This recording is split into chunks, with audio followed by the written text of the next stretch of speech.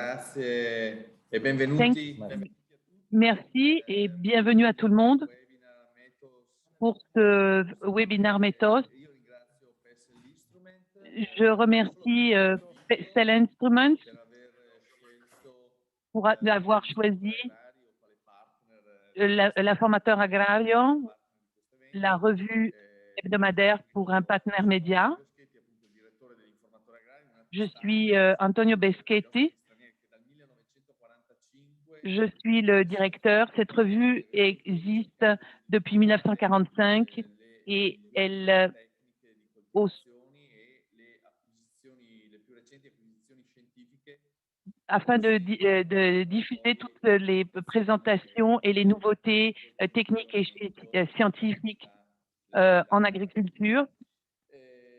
questa sera Ce soir, abbiamo degli ospiti nous avons des molto invités importanti et intervenants della très viticoltura importants, italiana e euh, abbiamo un sujets titolo molto qui font sfidante partie du panorama de la viticulture Pessel italienne. Instrument ha voluto appunto dare questo titolo How to Produce 30 euro bottled wine Le titre, comme vous l'avez vu, est comment produire des vins, titolo des che bouteilles quindi de vin à 30 euros attuale.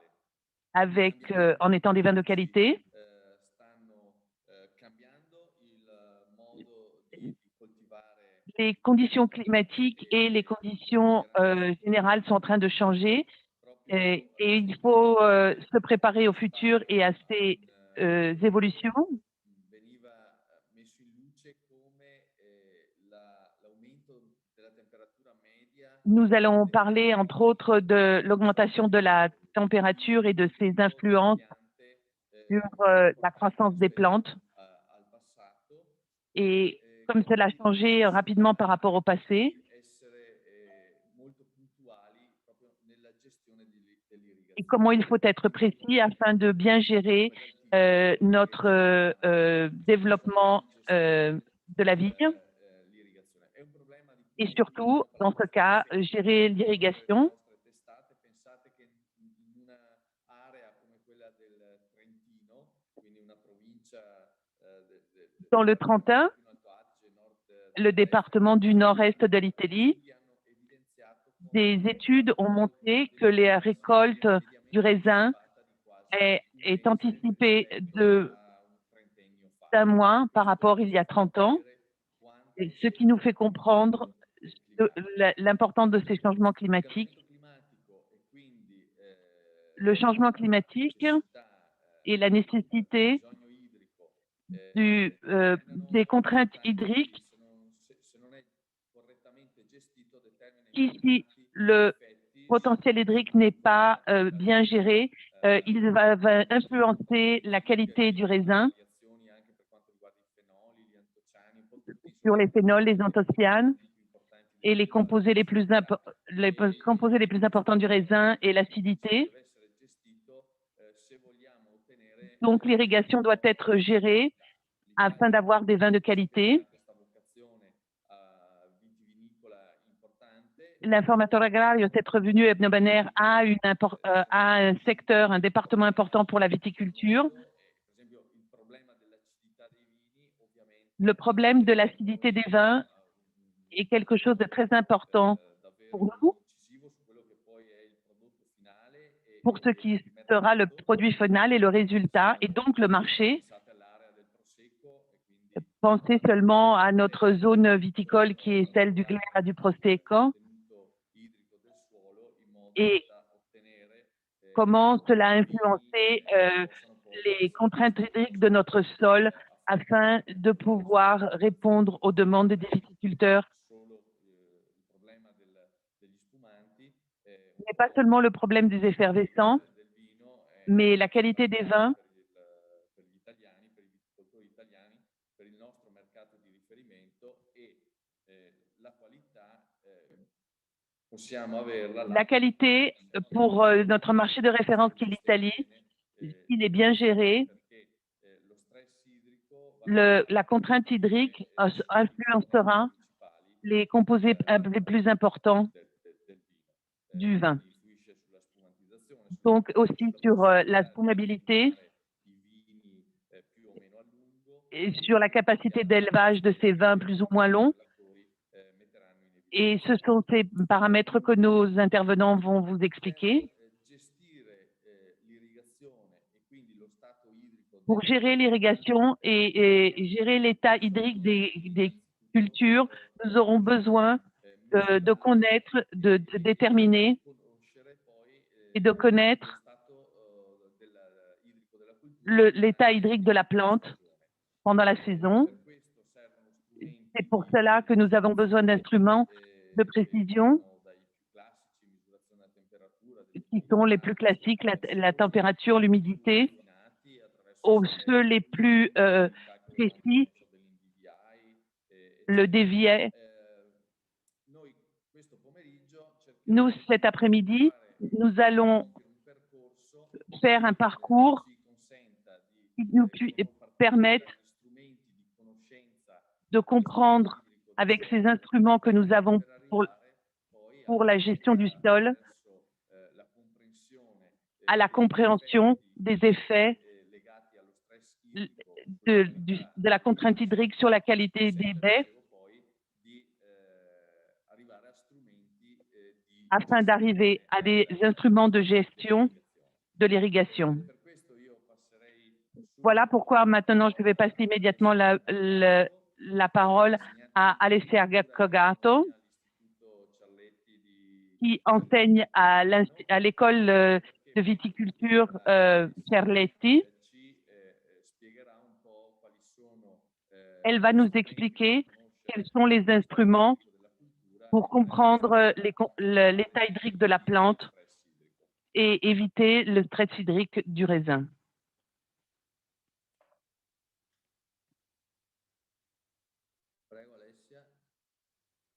Sì, arrivo, scusate un attimo, ho sbagliato con la condivisione e portate pazienza, ma ho schiacciato un tasto sbagliato. Excusez-moi, ma présentation vient de se refermer, mais voilà. Merci de bien vouloir me confirmer que vous la voyez. Non ancora, Alessia. È condivisa. È condivisa, quindi abbiamo un piccolo problema tecnico. Nous avons donc un petit problème technique puisqu'elle a partagé sa présentation.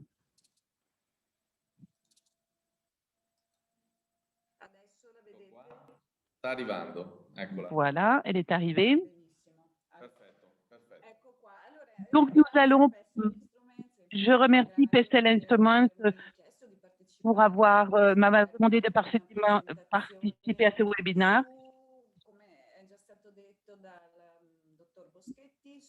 Comme vous en avez parlé, Monsieur Boschetti, sur les technologies plus récentes et liées à toute la partie technique la plus récente.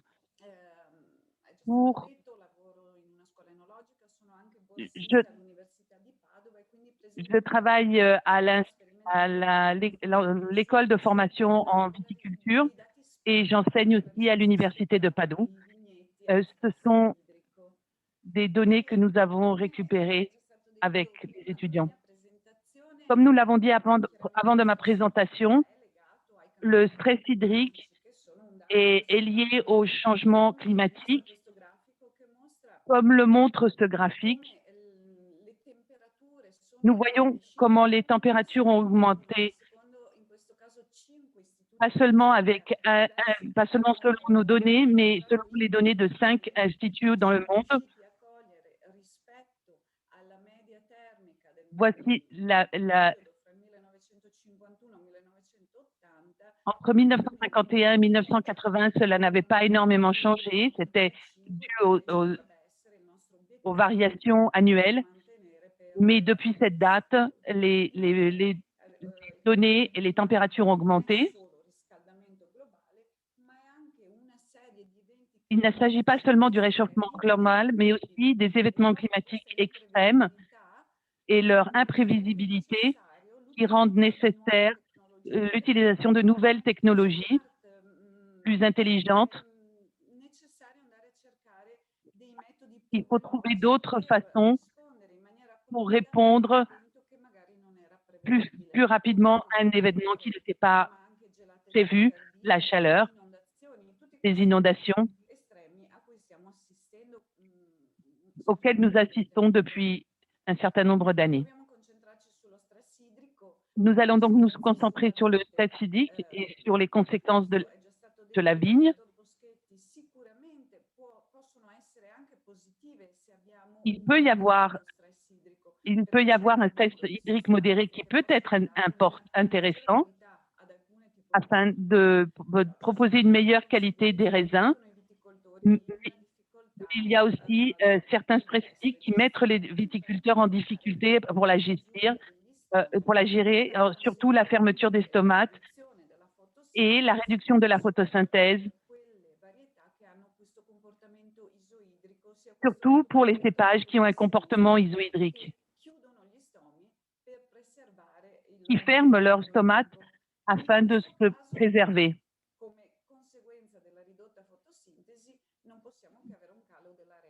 Donc, avec la limitation de la photosynthèse, nous allons forcément avoir une diminution du rendement. Les stress importants vont pouvoir causer des embolies xylémiques qui réduisent la conductivité hydraulique et le parcours que l'eau doit faire à l'intérieur du cep. Normalement, nous avons des instruments pour mesurer le stress hydrique qui montrent rapidement ces données, mais qui ont des pros et des contres. Donc, on est en train d'essayer de trouver d'autres systèmes afin de pouvoir bien contrôler la vigne et ses stress hydriques.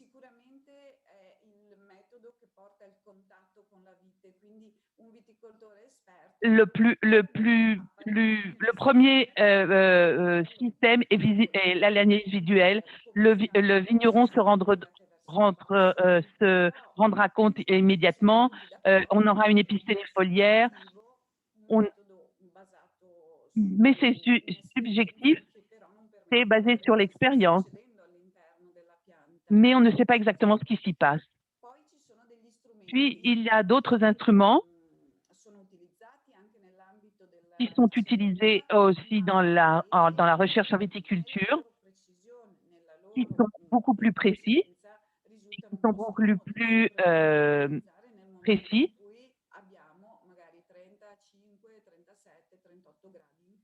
mais qui sont plus difficiles à gérer si nous avons une température de 35 ou de 38 degrés en vigne.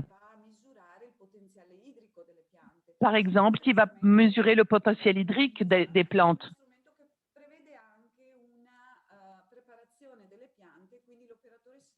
La chambre à pression va avoir besoin d'une préparation de la plante et qu'il devra faire plusieurs fois les essais. Puis, il y a les analysateurs de gaz infrarouge qui vont mesurer les échanges gazeux foliaires, entre autres le CO2 et l'eau, par la photosynthèse et l'analyse de la transpiration. Mais ce sont des instruments très lourds et qui nécessitent des calibrages nécessaires qui ne sont pas simples à faire. Cet instrument est assez complexe. Par contre, nous avons de bons résultats avec les appareils photothermiques qui peuvent être montés sur un drone et on peut avoir une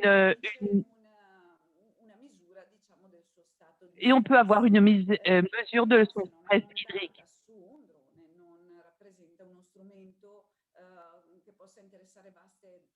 S'il n'est pas monté sur un drone, évidemment, la superficie de contrôle sera moins importante. Les drones seront sur des zones beaucoup plus importantes. Voilà les instruments dont je vous ai parlé.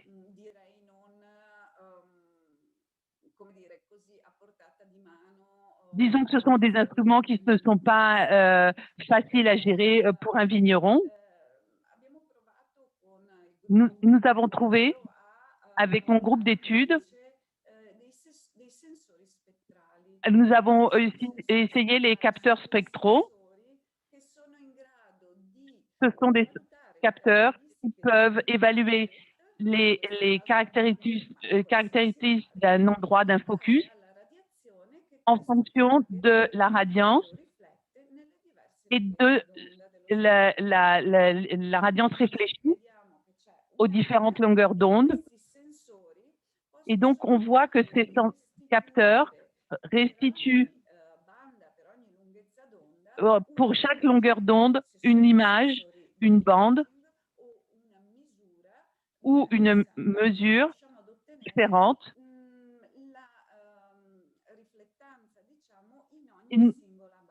Nous allons avoir la réflectance de chaque bande. On va calculer des index de végétation grâce à ces données et nous en ferons une carte unique qui va nous permettre d'avoir l'état d'un territoire et de nous expliquer ce qui est en train de se passer, et ça va être beaucoup plus parlant. Pourquoi cela donne des informations sur la végétation? Parce que nous connaissons depuis de nombreuses années quelles sont les longueurs d'onde de la lumière en fonction de son état. Donc, il s'agit ici de la signature spectrale de la végétation qui a quelques problèmes. On ne va pas parler du sol.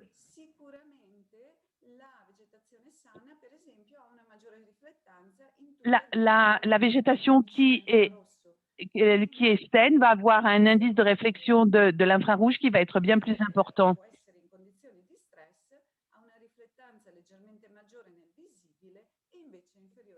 Et certains, en fonction de aura des longueurs d'onde dans le visible ou dans le proche infrarouge en fonction de son état.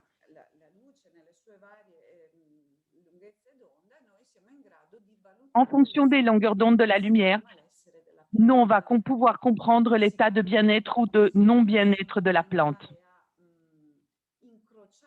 On peut bien sûr croiser ces données afin de créer des indices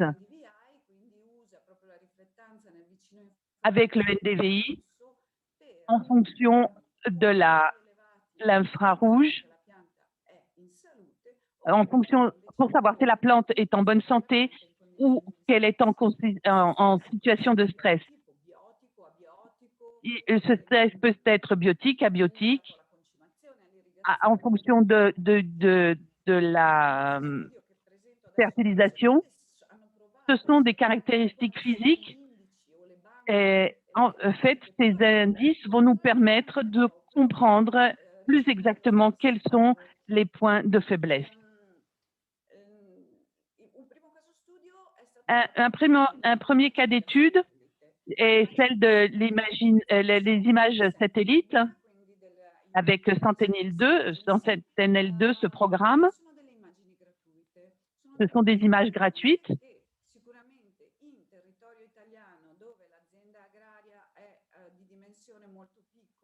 Quand, par exemple, dans la situation italienne où la superficie du vignoble du domaine est très petite, évidemment, ça ne va pas être assez précis.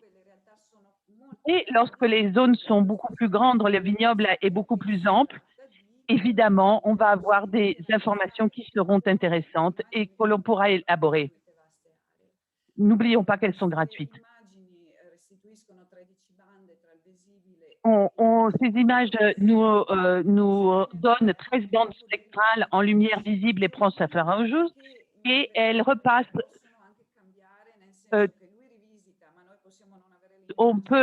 Ces images nous seront redonnées tous les 5 jours.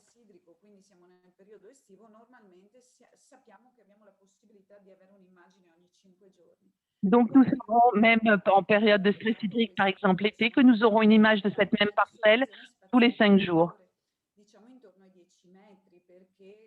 La résolution spatiale sera limitée, on va être aux alentours de 10 mètres. Et on voit ici, dans l'image de droite, cette image de Sentinelle-2. En bas, la partie basse de l'image, nous aurons une image satellite à haute résolution. Donc, on se rend compte qu'on a des pixels mixtes dans les images de Sentinelle-2. Cette expérience a été faite sur une série de canicules, donc de plus de 3 jours de 35 degrés.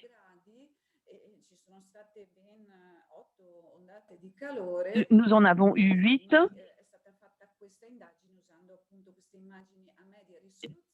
Donc, on a utilisé cette image à résolution moyenne, mais comme le pixel est mixte, on a pris une image d'un satellite à paiement, qui est WorldView 2, donc avec une résolution de 0,5 mètres, beaucoup plus précise. Et là, nous réussissions à voir l'intervent. Et si nous avons calculé le NDVI des rangs, et nous avons mis une résolution à 10 pixels et une résolution à 10 pixels mixte. On peut comprendre en voyant ces images qu'il y a une bonne résolution et ces images sont assez parlantes. Elles ne sont pas idéales, mais c'est déjà une première idée pour voir les conditions de stress sur de vastes superficies, sans être obligé de payer quelques milliers d'euros pour avoir des images à haute résolution. Le NDVI, on a dit, n'est pas idéal pour le stress hydrique.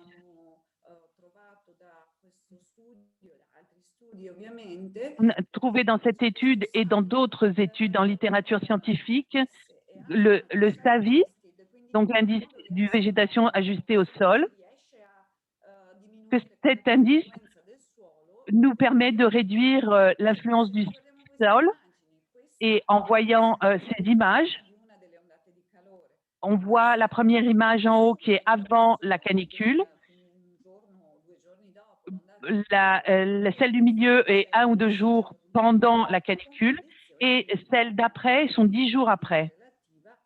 Et on voit bien que l'humidité relative est différente entre 23,6 et 12,3.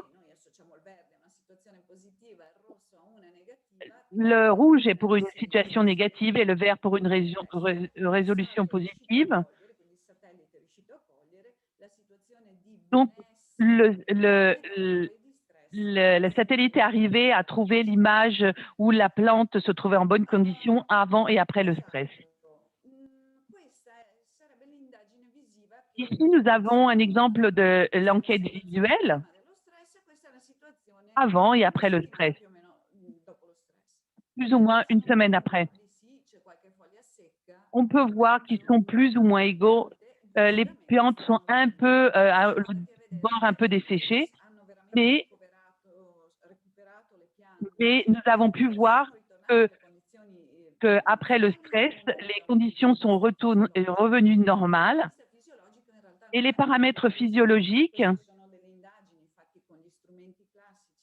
faits avec des instruments classiques disent que les plantes ont récupéré leurs conditions après le stress, celles d'avant le stress.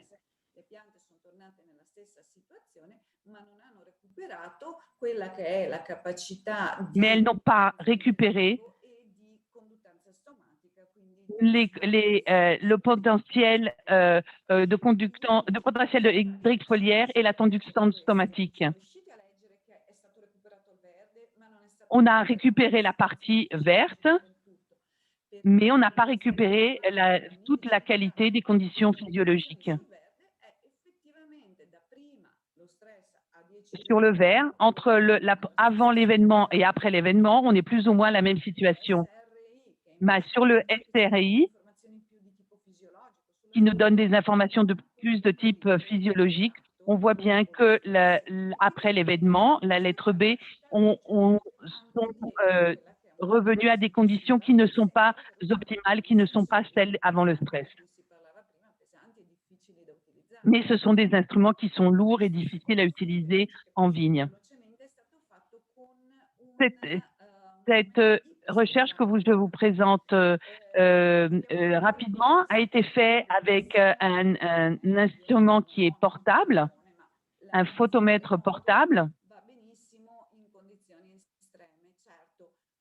Questo studio un po' contraddice. In realtà, questi sono quegli studi che servono a studiare le riflettanze, le bande. Ici, nous sommes dans des instruments scientifiques, de recherche scientifique, et qui ne peuvent pas être d'une grande efficacité pour le vigneron en vigne.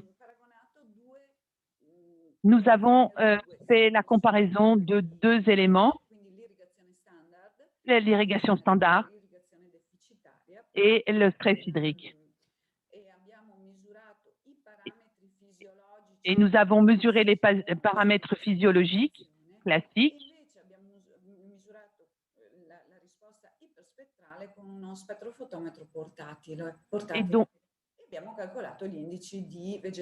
Et donc, nous avons calculé l'index de végétation. L'irrigation standard est en vert et en violet, c'est celle qui est en contrainte hydrique moyenne à importante. Donc, on voit bien que la photosynthèse, la conductance stomatique et l'état hydrique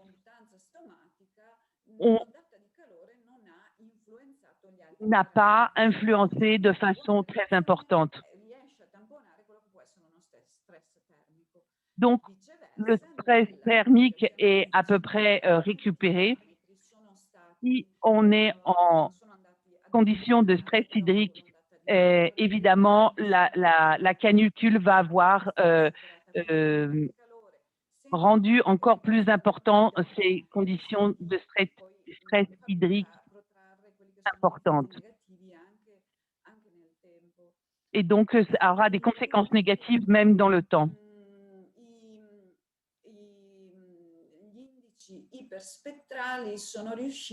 Les index hyperspectraux sont arrivés à nous donner un peu plus d'informations, un peu plus que le contrôle standard.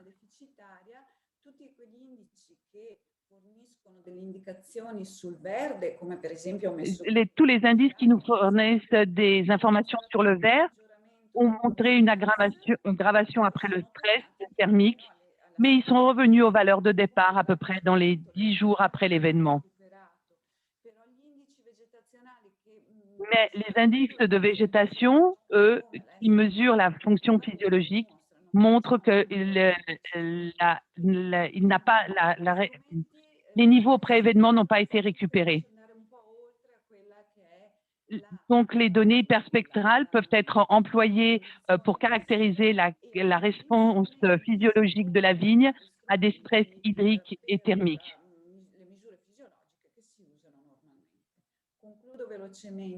Je conclus rapidement. Donc, avec les expériences que nous avons montrées, les données multi-hyperspectrales reflètent le comportement physiologique de la vigne, si elle est en condition de stress, que les images satellitaires à résolution spatiale moyenne, à utilisation gratuite, on vous rappelle, peuvent être utilisées pour la lecture des surfaces moyennes à grandes et on voit effectivement les interrangs. Ils peuvent être utilisés pour les choix en viticulture. L'utilisation de la détection à distance permet d'éviter toutes les mesures sur le terrain qui sont en conditions difficiles, puisqu'on est en conditions de canicule en vigne.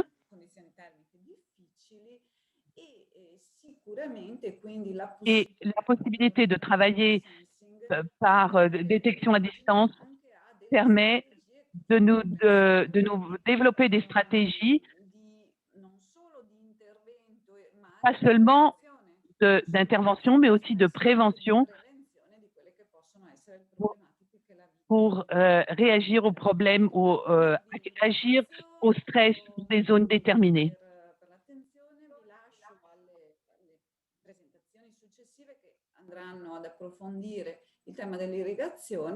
Nous allons, je passe la parole à mes collègues qui vont parler et approfondir d'autres points.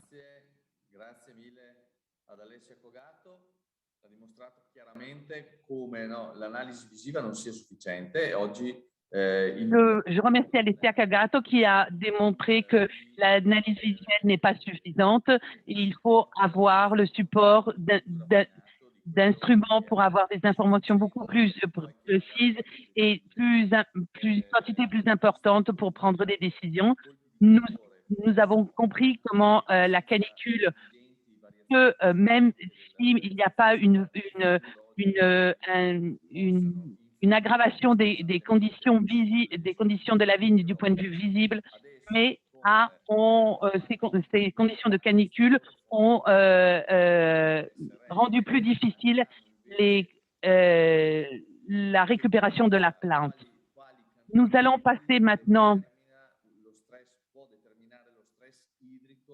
in riferimento ai principali componenti degli acidi. Vedremo, Giovanni, correggimi se sbaglio, che lo stress idrico... Nous allons parler maintenant avec Giovanni Bicot sur le stress hydrique et la qualité des baies. Et on va voir que la variation sur les baies, tu me corriges Giovanni, que c'est encore plus important sur les baies que par rapport à la plante elle-même.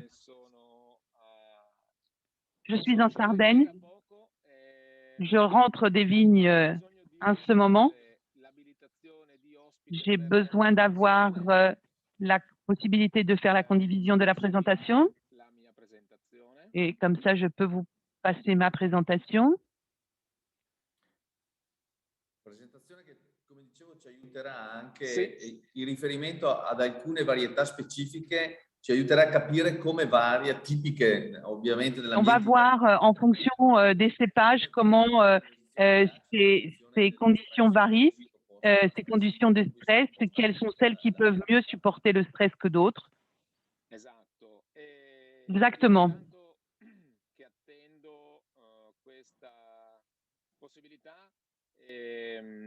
Dans l'attente de pouvoir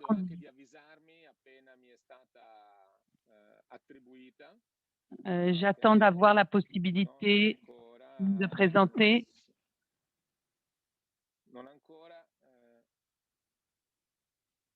Io faccio condivisione, ma non è attivo.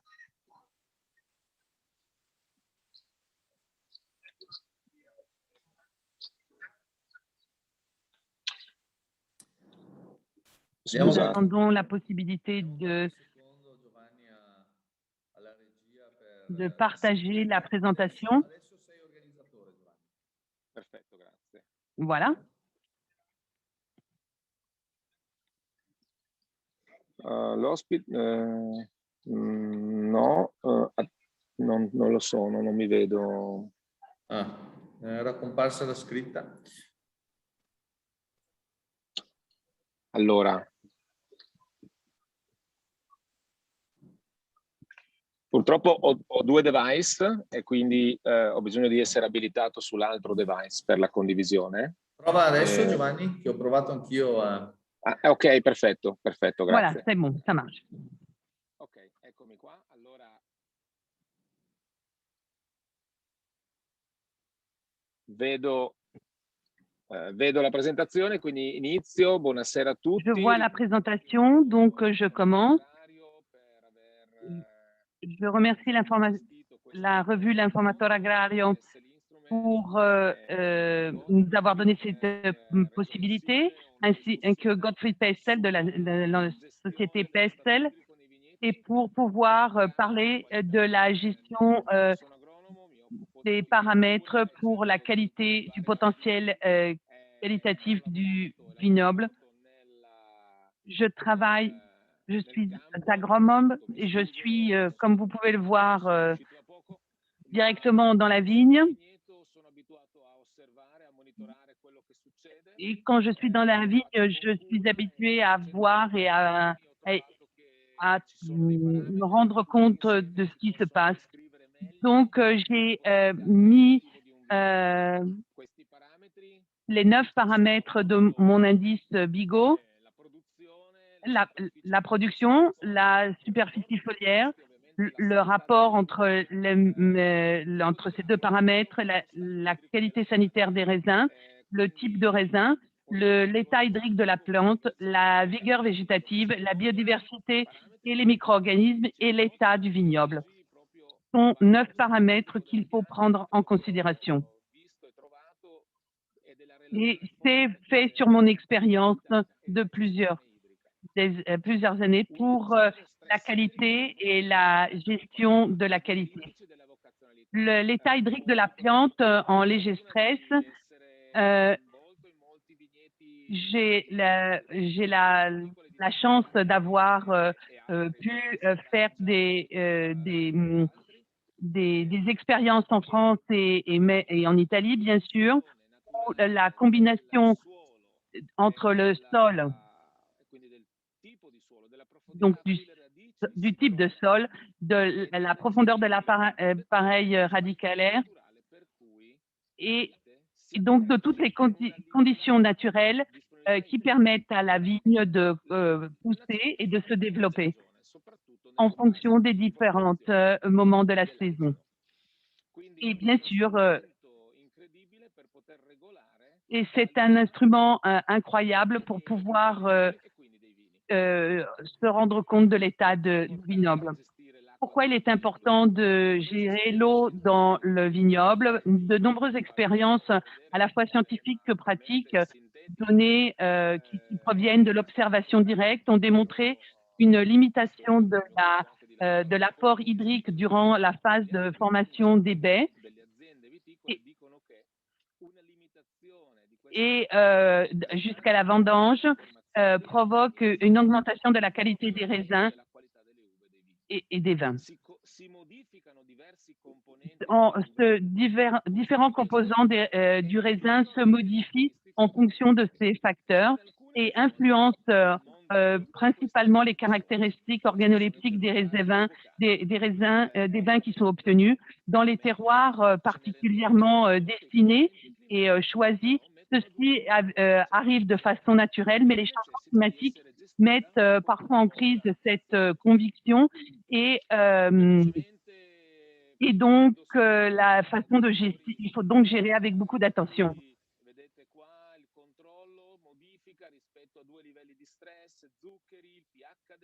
Donc on va parler de sucre, d'acidité, de pH, du mou, de l'acidité titrable, des anthocyanes et des polyphénols totaux. Et ça va donc influencer sur l'acidité et la fraîcheur de ces vins. Sur le pinot noir,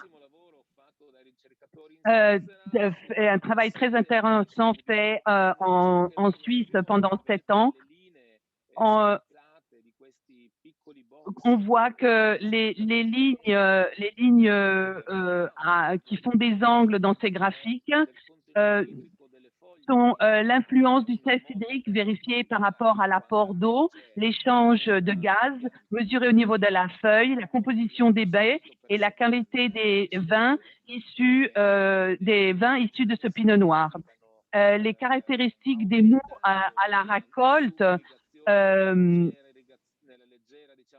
l'évaluation ensuite de la qualité du vin par la dégustation selon différentes variables sensorielles, donc l'olfactif sur le parfum, le gustatif, la structure et la qualité des vins, l'impression générale pour ces 3 types d'approvisionnement en eau, et c'est une échelle qui va de 1 à 7 en fonction de la qualité. Donc 1 n'est pas de bonne qualité et 7 est très élevé. Donc, nous devons être mis en condition de pouvoir suivre notre vignoble et l'évolution de notre terre. Puis, il y a le cas de la disponibilité excessive d'eau qui favorise une croissance végétative exagérée et qui va avoir un développement de la canopée trop dense, donc où elle est amoncelée, avec des grosses baies qui sont diluées, des grappes qui sont compactes et une mauvaise exposition à la lumière, avec des problèmes sanitaires et qui en découlent donc une dépréciation qualitative des raisins et du vin obtenu. Autrement, d'un autre côté, nous pouvons avoir le stress hydrique excessif qui altère la croissance normale de la vigne et la maturation du raisin sera retardée et voire incomplète.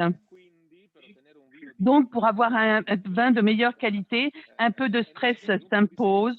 Il ne doit pas être excessif. Il ne doit pas rendre les souches improductives avec des feuilles non fonctionnelles.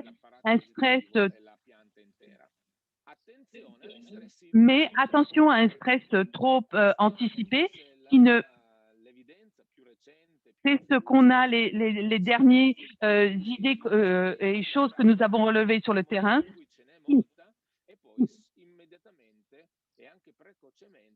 Qui ne permet pas le développement parfait, celui souhaité de la végétation pour obtenir un bon rapport optimal entre la feuille et le raisin. Un stress excessif survenant à mi-saison ou vers son terme provoquera un arrêt, et dans tous les cas négatifs, de la photosynthèse et de la maturation.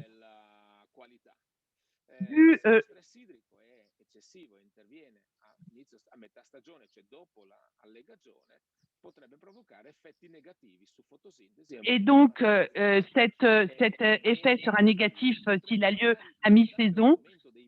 Et donc, on aura une augmentation du Brix qui est un mauvais indicateur de la qualité et qui nous indiquera seulement la migration des réserves glucidiques de la vigne, mais pas la déshydratation, car il ne s'agit pas de sucres qui sont photosynthétisés. De nombreux arômes se développent au cours des dernières semaines, mais le stress tardif en limite le développement. Les raisins récoltés sur des vignes soumises à un stress hydrique ont tendance à produire des vins peu fruités, avec peu d'arômes, avec peu de complicité, une vie relativement courte. Là, on va parler maintenant du vieillissement atypique, donc la Tauta. Il semble dû, ce n'est pas encore clair, à un syndrome de stress dont l'eau est un facteur déterminant combiné avec une faible disponibilité en azote. Donc, c'est un lien qui est une corrélation entre l'un et l'autre. Un cadre qui a été observé à Château-Cheval-Blanc à Bordeaux, d'où j'ai pris cet exemple, où les sols ont une présence majeure de sable et de cailloux, donc très drainant, et l'eau est disponible sous les cailloux. Et ces rares racines interceptent probablement une nappe sans pour autant stimuler de façon excessive les vignes. Une végétation suffisante pour maintenir les feuilles fonctionnelles au moment de notre vie. Une gestion méticuleuse de la végétation en synergie avec un désherbage pour équilibrer une production consentirait de produire certains vins, certains des meilleurs vins. Évidemment, quand on parle de réduction contrôlée, différents modèles d'évolution de la vigne vont en fonction d'évolution de la vigne, de l'état hydrique de la vigne en fonction du degré de contenu hydrique au moment où elle a lieu, donc la phase phénologique et du style du vin rouge. La réduction contrôlée de la dimension de la baie peut être un objectif de qualité compte tenu du rapport surface-volume et donc de la dilution des constituants de la pellicule dans le volume du mou vin obtenu en vinification. Pour cela, une contrainte hydrique modérée comme tôt, c'est-à-dire après la nouaison, réduira la taille de la baie en augmentant la concentration finale en polyphénol et en arôme, donc par rapport au rapport surface-volume. Par ce conséquent, on obtiendra des grappes plus lâches grâce à une plus petite dimension des baies et plus saine, un meilleur microclimat dans la grappe moins d'humidité relative après la pluie, ça séchera plus tôt. Si la contrainte hydrique est excessive dans la première période de la floraison à la véraison, le poids moyen des baies diminuera beaucoup avec une modification importante de la biosynthèse des polyphénols, des tanins et des anthocyanes, mais également une perte de production conséquente, voire jusqu'à 50%, une détérioration qualitative des raisins et du vin obtenu. En période de véraison, maturation, l'absence de pénurie d'eau, donc la disponibilité en eau illimitée, produira une vigueur excessive qui favorisera des rendements élevés. Par conséquent, les composés qualitatifs diminuent vu la dilution du contenu de la baie qui atteint des dimensions considérables. Ici, la réponse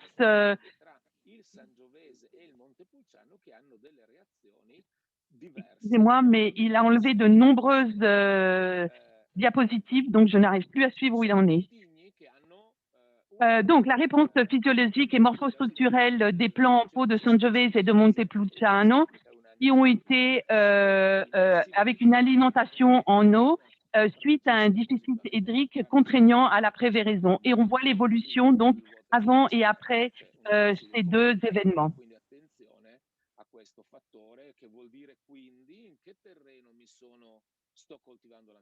Donc, il faut toujours faire très attention en fonction du sol dans lequel nous cultivons notre vigne.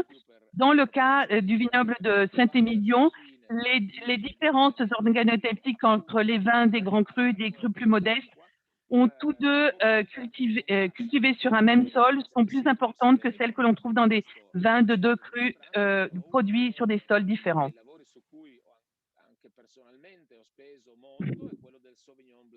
Alors, j'ai particulièrement travaillé sur le cépage Sauvignon blanc, un déficit hydrique modéré, une carence faible à la véraison, avec un potentiel hydrique de la tige inférieure à moins 6 mégapascal, afin d'induire un ralentissement de la croissance de la végétation. Attention au stress excessif, parce que si on a à moins 1,5 mégapascal, il provoquera l'effet opposé. Des mous obtenus à partir de raisins pour lesquels ont été induits un stress hydrique modéré vont avoir un contenu en précurseur de 4 MPP, MMP pratiquement double. Les mous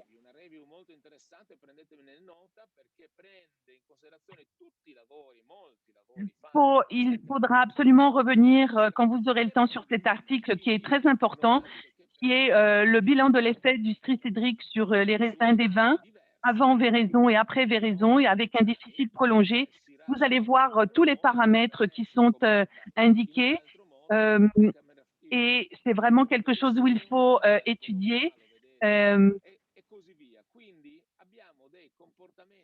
Donc, on va avoir des comportements différents que nous ne pouvons pas ignorer. Et je vous fais une conclusion sur l'évolution de l'état hydrique sur les raisins, les caractéristiques chimiques et organoleptiques du raisin. Donc, il va falloir évaluer les polyphénols totaux, l'alcool, l'équilibre, qui va être moindre, les sensations de verdeur et de pyrazine et de finesse. Lorsque c'est un stress hydrique qui est sévère,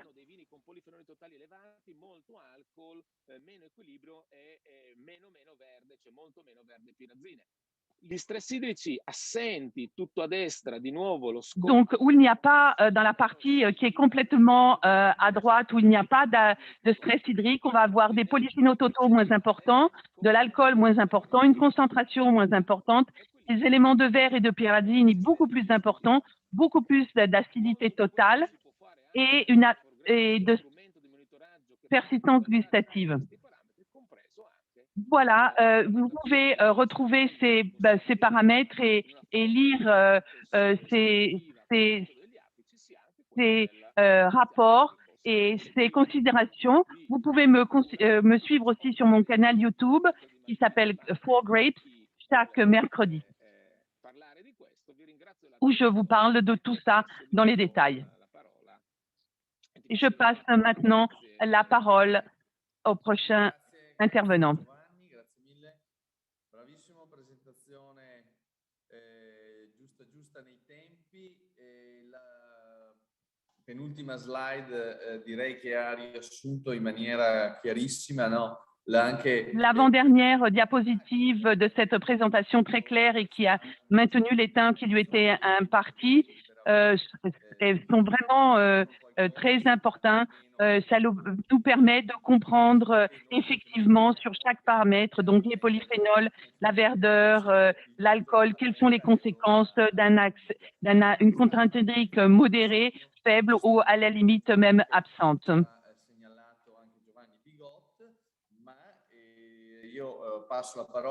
Je passe maintenant la parole à Roberto Melillo, qui est le manager de Blue Grape.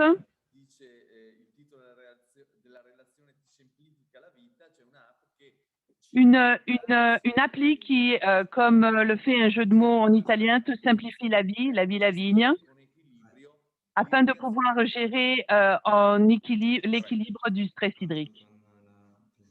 Donc, je commence, je vous donne ma présentation. Donc, nous pouvons...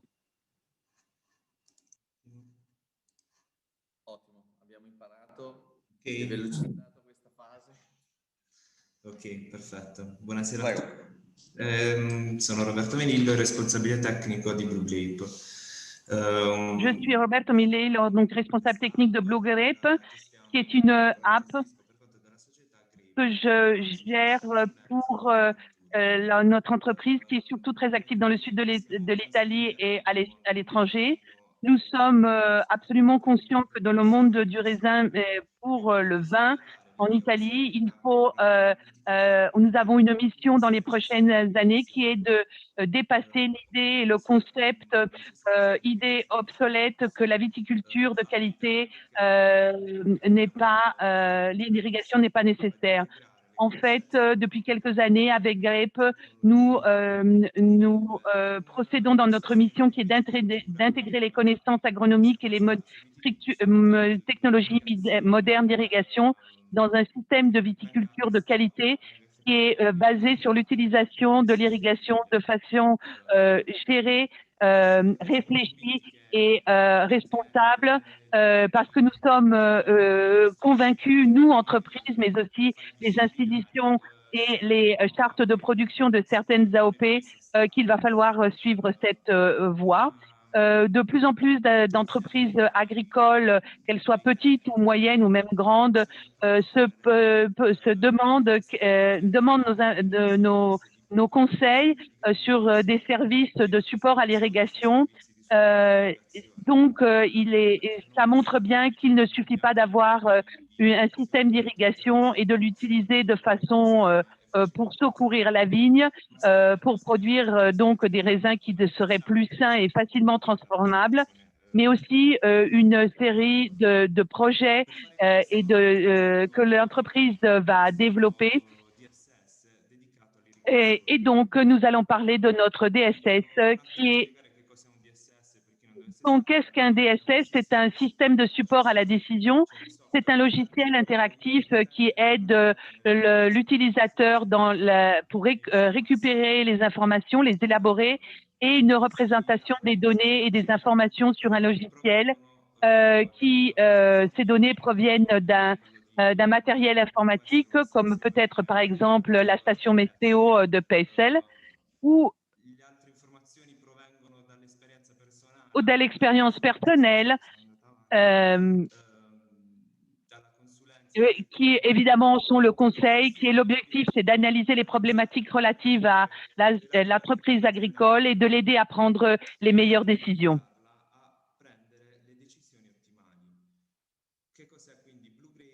Qu'est-ce que Blue Grape? Donc, c'est un DSS, donc un système d'aide à la décision pour gérer l'irrigation au niveau de l'entreprise.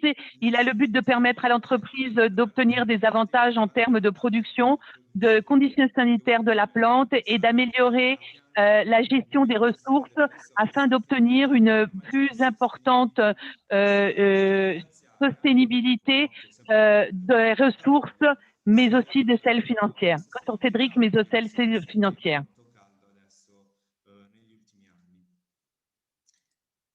Come entrando sempre di più nel dettaglio, quindi di come funziona il DSS. Donc, comment fonctionne ce DSS? On parle donc de programmation d'irrigation. Le but de l'utilisation de ce DSS est de celui de définir une programmation d'irrigation de l'entreprise en ayant les possibilités de comprendre, en ayant analysé auparavant combien et comment nous allons irriguer de la meilleure façon afin de maintenir cette stratégie d'irrigation bien définie. La programmation va varier en fonction évidemment du cépage, des objectifs phénologiques, de la typologie du sol. Le but de la programmation est bien défini afin d'éviter des conditions de stress qui ne soient pas possibles de programmer à l'intérieur d'une stratégie d'irrigation.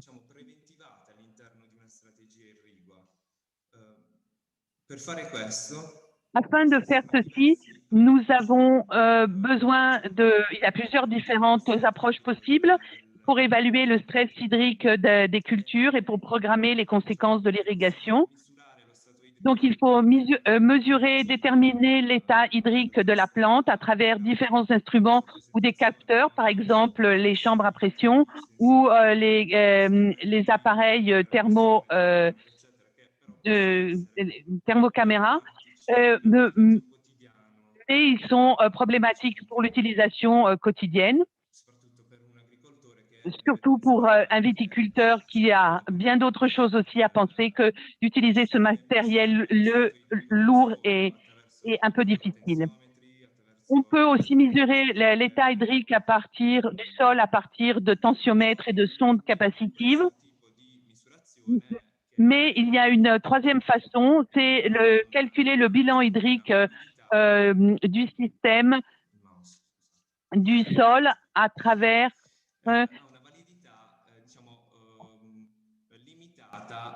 mais ceci a une validité limitée en fonction de la surface. Donc, Blue Grape, qu'est-ce qu'elle va faire? Cette app, qu'est-ce qu'elle va faire? Elle va faire le bilan hydrique du système sol et culture à travers des modèles d'équilibre et de formules d'évaluation de l'évapotranspiration.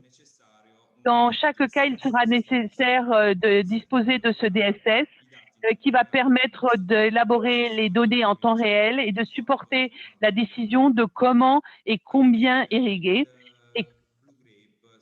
Et donc, Blue Grape va aider la programmation d'irrigation de l'entreprise en intégrant les modèles de bilan hydrique avec les capteurs. Donc, comment ça se passe? En général, Blue Grape calcule les besoins d'irrigation des cultures à travers le bilan hydrique quotidien, car nous avons des différents lots et groupes d'irrigation en mesurant ou en évaluant les principales sorties, donc l'évapotranspiration, le ruissellement ou la percolation profonde. Elle est de ce qui est partie des entrées, donc ça va être la pluviométrie, l'irrigation et la remontée capillaire, avec l'objectif d'éviter le stress et de minimiser les pertes qui sont improductives. Tutto questo bilancio viene fatto per evitare, cioè con l'obiettivo di evitare lo stress e di minimizzare le perdite. Donc ce bilan a l'objectif d'éviter le stress et de minimiser les pertes. Continuando ad andare nel dettaglio. En continuant à rentrer dans les détails, pour calculer correctement le bilan hydrique des cultures, il faut connaître une série de variables et de paramètres du lot de cette zone d'irrigation, en particulier les paramètres des variables climatiques pour pouvoir calculer l'évapotranspiration de référence. Prego, Roberto. Okay. Le principali variabili climatiche vengono utilizzate per il calcolo dell'evapotraspirato. Come andiamo avanti, okay. Ve le vado ad esporre dopo. L'altra variabile sono i parametri relativi allo sviluppo della coltura per poter stimare il fabbisogno idrico. Dopodiché abbiamo i parametri... Mon micro vient d'être éteint. Donc, les paramètres relatifs au développement de la culture pour pouvoir estimer les besoins hydriques, les paramètres relatifs à la propriété du sol pour pouvoir évaluer la réserve hydrique disponible et les principales caractéristiques du système d'irrigation pour pouvoir évaluer le volume du sol qui sera mouillé par l'irrigation. Nous analysons alors en détail chacun de ces 4 paramètres qui composent le calcul.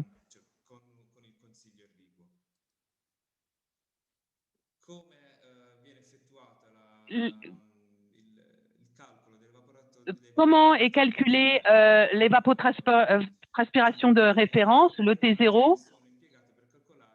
Ce sont les variables climatiques qui sont utilisées, donc qui permettent de mesurer la demande atmosphérique d'eau par convention internationale, celle de la FAO, et de calculer en considérant les caractéristiques d'un gazon d'une culture standard de référence. Le calcul de l'ET0 est calculé, la valeur de l'ET0 est calculée à partir des valeurs journalières de la température, de l'humidité relative, de la vitesse du vent et de la radiation solaire. Et toutes ces variables sont relevées par les stations météorologiques PECEL auxquelles nous allons demander, qui ont été interrogées, et va s'ajouter un pluviomètre pour un pluviomètre. Et il est important de se rappeler que les sondes du sol n'entrent pas activement dans le calcul du bilan hydrique, mais sont fondamentales pour l'utilisation.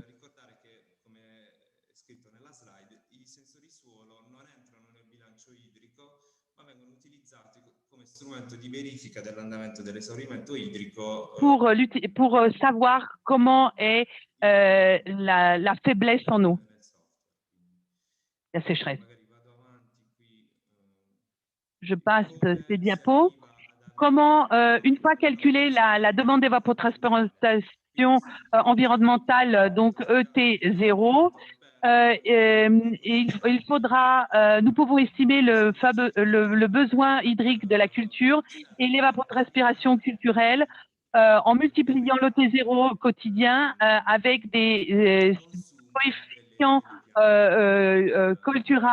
culturaux et spécifiques, le KC, pour les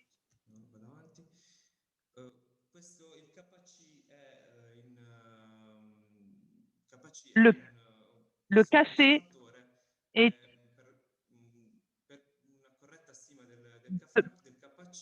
pour une correcte évaluation du KC. Il faut l'indice de développement végétatif lié à la hauteur de la vigne et de la superficie foliaire. Il faut le niveau d'enherbement exprimé en pourcentage de couverture du sol.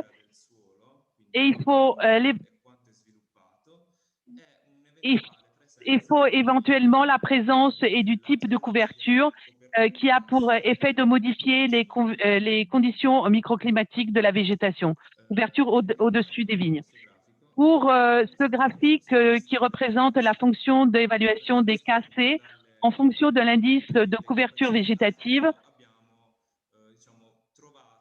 et on trouve certains exemples de vignobles dont l'augmentation du KC est évidente en relation avec les différents niveaux de densité foliaire, de pourcentage d'enherbement et de présence de couverture. Les valeurs de l'évapotranspiration culturelle, donc ETC, sont exprimées en unités en millimètres par jour et dépendent du développement de l'ETO, la demande environnementale, des valeurs de KC sélectionnées spécifiquement pour ce lot ou cette parcelle qui sera irriguée. De grandes valeurs ETC sont par conséquent déterminées par les conditions.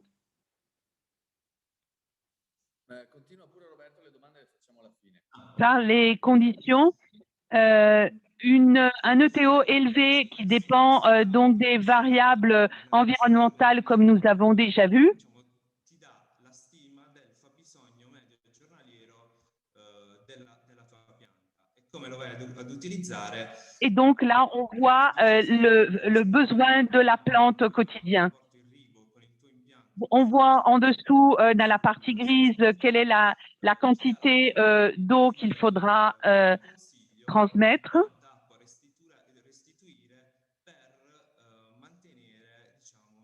Et quelle est la quantité d'eau qu'il va falloir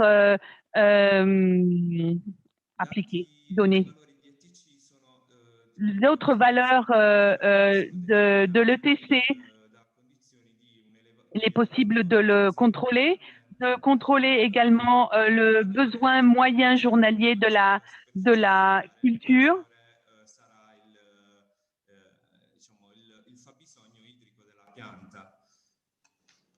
Andando avanti, quindi parlando delle altre variabili.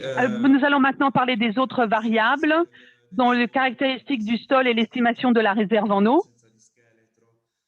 Donc, la texture, la structure, la matière organique et la profondeur maximum.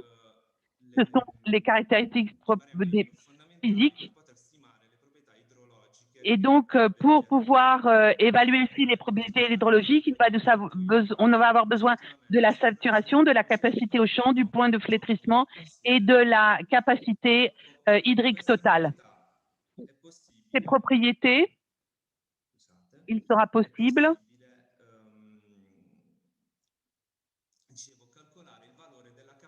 de calculer la capacité hydrique totale du terrain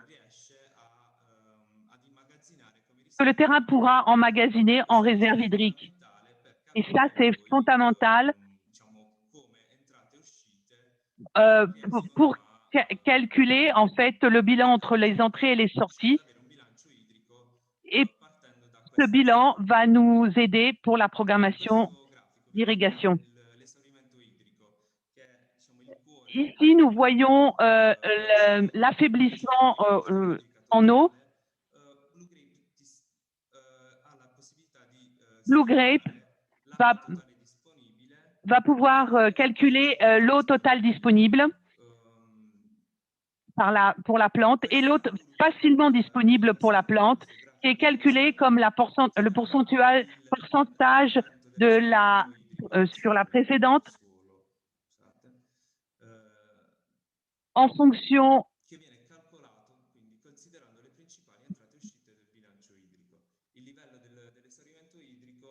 sintetizzato con un indicatore. L'évaluation du point de déficit maximum. Ici, nous sommes à 69% et vous voyez que c'est important.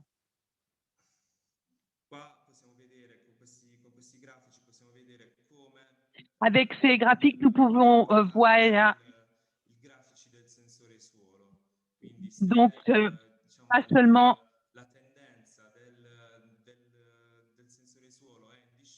la tendance de ce capteur, de ce capteur où on voit l'évolution du déficit, s'il est potentiel ou superficiel.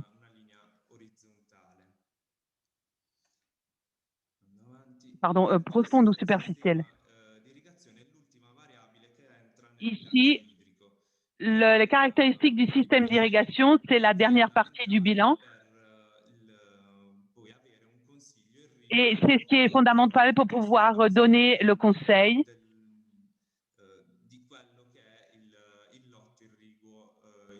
pour cette parcelle. En fonction des différents systèmes d'irrigation, on aura une efficacité différente du système. Comment fonctionne le logiciel? Diciamo come il software. On va pouvoir Quindi questi quadrati possiamo intenderli come dei vigneti diversi. Donc, ces différents carrés, ce sont en fait, on pourrait considérer que ce sont différentes parcelles avec différents types de sols, donc sablonneux, argileux. Nous pouvons utiliser, on peut utiliser une seule station météo qui a un rayon de validité de 3 km, 2 km et demi, 3 km. Ça va dépendre un peu de l'hydrogénèse, du relief d'où nous trouvons. Et afin de calculer l'ET0, afin de le calculer pour tous ces lots, toutes ces parcelles, on pourra aussi ajouter d'autres points de lecture, par exemple le pluviomètre ou une solution, une station qui est au sol. Et nous pourrons intégrer ces données.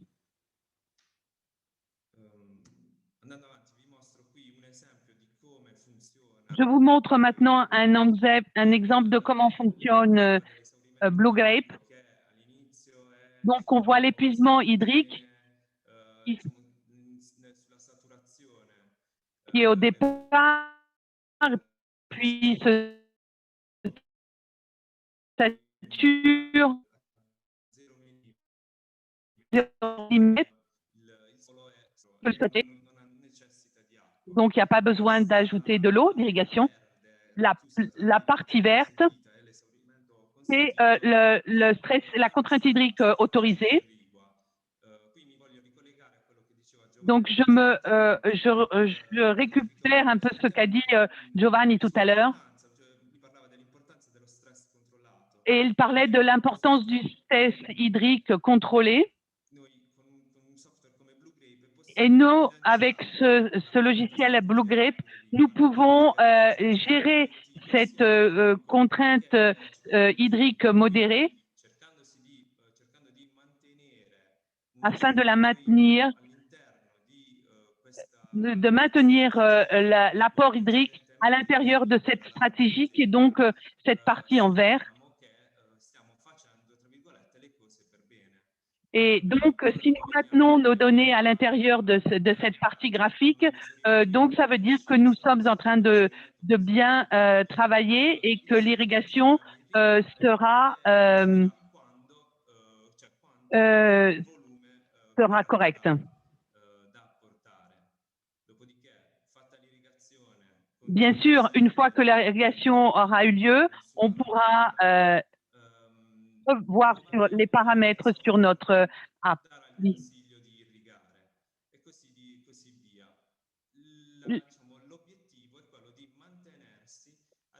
L'objectif de cette app nous permet de rester dans ce carré de cette rectangle de confort qui représente la stratégie d'irrigation de notre entreprise. Donc, les objectifs agronomiques et les objectifs énologiques.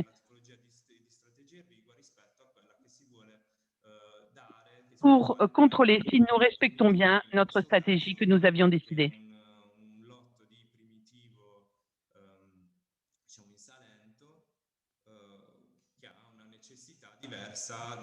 Alors, par exemple, ici, nous avons un exemple pour le Primitivo dans le sud des Pouilles. Et ici, nous voyons que le paramètre ou la programmation d'irrigation est différente.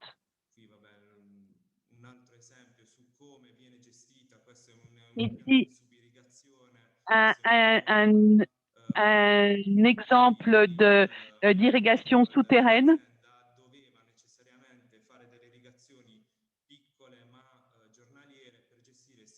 Non.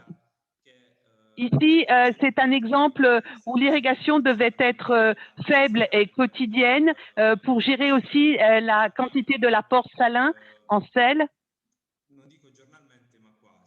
Et donc, c'était un apport qui était pratiquement tous les jours. Donc là, vous voyez que la courbe nous indique que nous avons maintenu la stratégie. Et donc, la plante n'a pas été absolument pas stressée. Et ce qui nous a permis de maintenir l'approche qui avait été décidée. Je remercie également PSL pour ce webinaire et la revue L'Informatore Agrario. Et je reste à disposition pour les questions. Grazie Roberto Mellillo di Blue Grape. Io intanto invito gli ospiti a porre le domande, visto che abbiamo qui tutti i relatori e visto appunto la competenza dei nostri Si vous avez des questions, n'hésitez pas à les poser. Ci ha mostrato uno strumento, ci ha spiegato bene come funziona Blue Grape, questo strumento appunto di gestione dell'irrigazione. Blue Grape, Roberto Mellillo nous a donc bien expliqué comment faire pour gérer avec cette app. Et cet instrument de gestion de précision nous permet de gérer des paramètres qui vont avoir une influence sur la qualité de nos vins, et en particulier l'eau. Di aiutarmi nel caso in cui ci fossero delle domande che io non sto vedendo, ma al momento appunto non mi sembra che ci siano domande particolari. Je ne sais pas s'il y a des questions.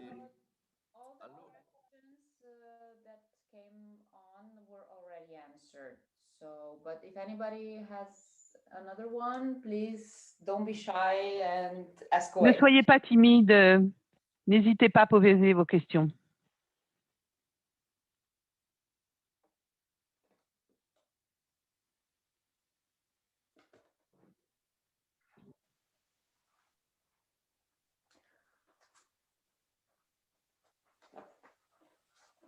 Allora, per rompere il ghiaccio, cerco di porre io una domanda. Alors, je vais en poser une, moi, à Giovanni Bigot.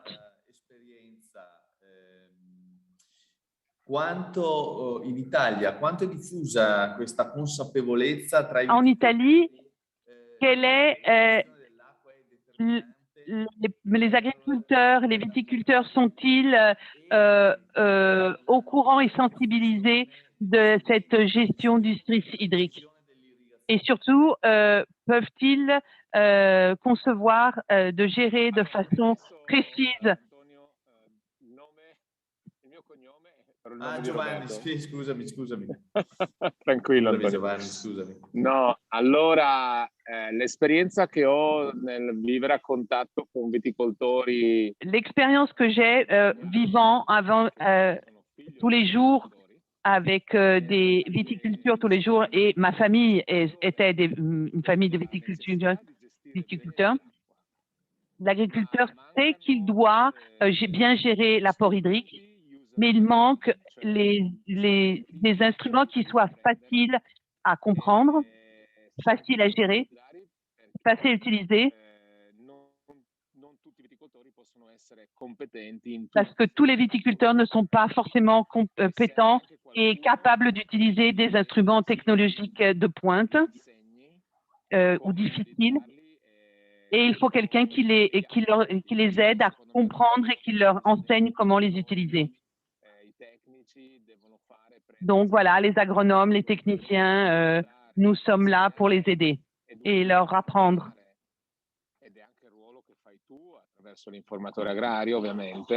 Et c'est le rôle que vous avez vous aussi comme revue Informatore Agrario. Mais la partie la plus compliquée est comment bien gérer ces instruments. Et il faut que les personnes qui fassent le conseil le fassent de façon désintéressée.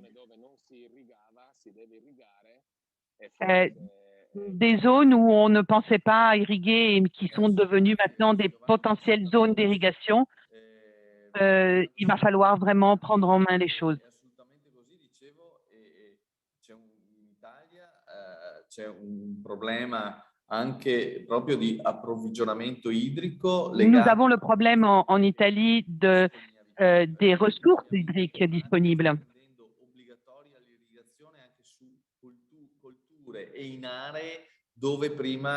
Cette irrigation, vu les conditions du changement climatique, l'irrigation va devenir nécessaire dans des zones qui n'étaient absolument pas sensibles à des problèmes de sécheresse et surtout des cultures qui n'étaient pas sensibles à la sécheresse. Mais ces conditions de canicule et de ces changements climatiques, la continuelle évolution des progrès scientifiques, de la connaissance technologique et l'évolution des vins qui nous est demandée nous demande d'avoir des instruments de plus en plus précis pour la qualité des vins et donc l'irrigation est nécessaire des vignobles et nous devons augmenter la qualité des vins grâce aux informations que nous avons et des données que nous récoltons en Italie. Sì, guarda, sono totalmente d'accordo su quanto hai detto. Serve poter essere precisi perché Il faut être précis, je suis tout à fait d'accord avec toi. servono apporti diversi per vitigni diversi. Les quantités d'eau sont différentes en fonction des cépages et donc c'est difficile à gérer dans une entreprise sur un domaine qui a plusieurs cépages. Et donc, il faut que le potentiel électrique soit mesuré de façon dans chaque parcelle ou l'instrument que nous a présenté Roberto de Blue Grape, très intéressant, et qui me permettent de respecter les objectifs agronomiques que je m'étais donnés pour mes parcelles. Mais il va falloir du temps, mais surtout il va falloir insister auprès des personnes. Come giustamente diceva Giovanni, è importante dare Il est important, comme disait Giovanni, aux viticulteurs des instruments, mais il faut que aussi cet instrument soit programmé sur la base de connaissances et il va falloir augmenter les connaissances de la cession de l'eau, des différents stress. Et il va falloir que les gens qui gèrent l'irrigation s'occupent plus de programmation sur la base des données qu'ils ont relevées. Grazie. È arrivata nel frattempo una domanda per Giovanni: in che modo 4Grapes riesce a supportare la gestione razionale dell'irrigazione? Ti chiedo, Giovanni, di essere molto conciso nella risposta. Brevissimo. 4Grapes è uno strumento di Comment 4Grapes, c'est plus exactement comme un calepin où on y met toutes les informations, on y met toutes les données de ce que nous avons relevé comme données. Et basé sur l'Apex Index, l'élaboration de ces données sera beaucoup plus rapide.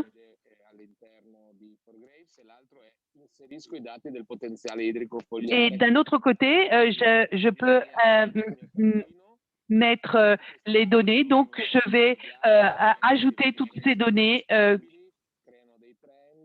et qui va permettre de faire des élaborations de tendances et des indications. Et des indications comment faire une fonction à partir du moment où tu sais ce que tu dois faire. Il nostro incontro, ringrazio ancora Pessl Instruments. Donc nous allons terminer ici notre webinaire. Je remercie encore Pessl Instruments pour cette opportunité. Nous avons donc évalué et présenté des instruments qui sont présents dans la réalité italienne, mais qui seront qui sont également présents en Espagne et en France. Nous compatissons avec les Français pour ces épisodes de gel que vous avez eus. Le changement climatique va nous obliger à affronter de façon réfléchie ces différents changements, mais également les changements de la recherche du consommateur, quels sont les produits qu'il recherche maintenant. Et ces instruments vont nous permettre de bien gérer le raisin en fonction de ce que nous désirons, sur la base de tous ces capteurs et des connaissances scientifiques.